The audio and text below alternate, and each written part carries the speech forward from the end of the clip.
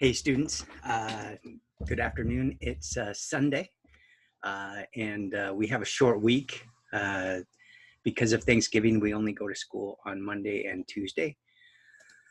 So let me share my screen so you can see what's going on. You need to make sure that you finish this, especially this railroad quiz that was last Friday.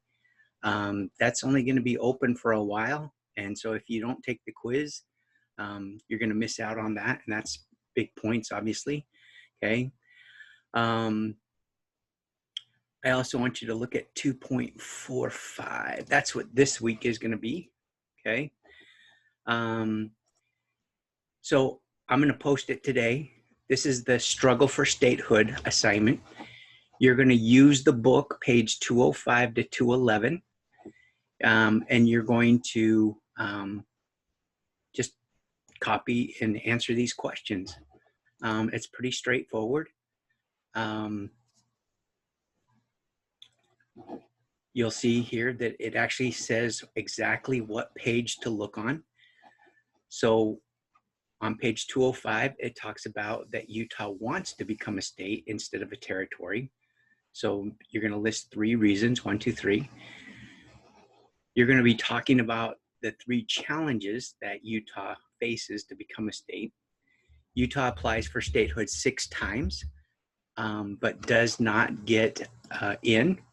So pretty much after the 6th time, they're just like, just tell us what we need to do. And so that's what the book talks about on 206 to 208. These are the things that Utah has to fix so they can become a state. The first act that Congress passed was called the Moral Anti-Bigamy Act. And I want you to explain what that does. Congress is trying to punish the Mormons for doing polygamy, trying to get them to stop doing polygamy. So later they're going to pass what's called the Edmunds-Tucker Act in 208, on page 208. And then you need to explain on page 210 to 11 what they have to do to overcome their political challenges. They didn't have the same political parties. They didn't have Democrat and Republican. So that's part of what they had to fix.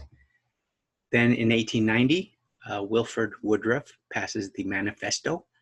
Explain to me what that does. And then the last one, what is the main argument in the Supreme Court case, Reynolds versus the United States? The Mormons actually sue the United States government to allow them to continue to do polygamy, okay? So that's gonna be Monday. Again, it shouldn't take you too long. Use the book, please, okay? If you don't know how to book or get the book, look back. There's links for how to use the online book. And then for Tuesday, I'll have it open. You're going to be doing the assignment for Tuesday. And that is just, I put on there 5 Kahoots about Thanksgiving. And so I want you to go through and learn something about Thanksgiving. Okay. So Struggle for Statehood.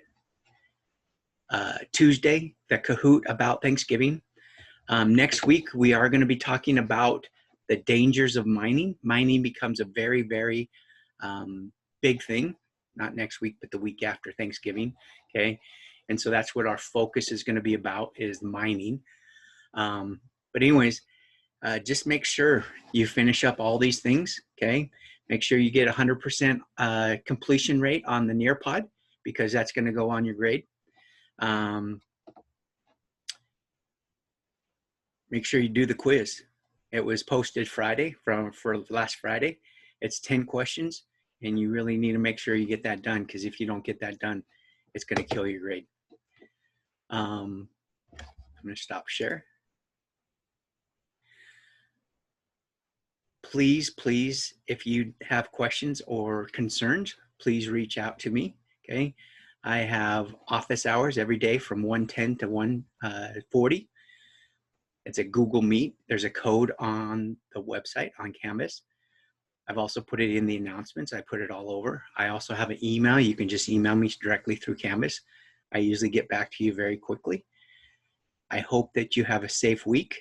Please, please be careful. Be safe. A lot of COVID out there, so just be safe. Anyways, happy Thanksgiving.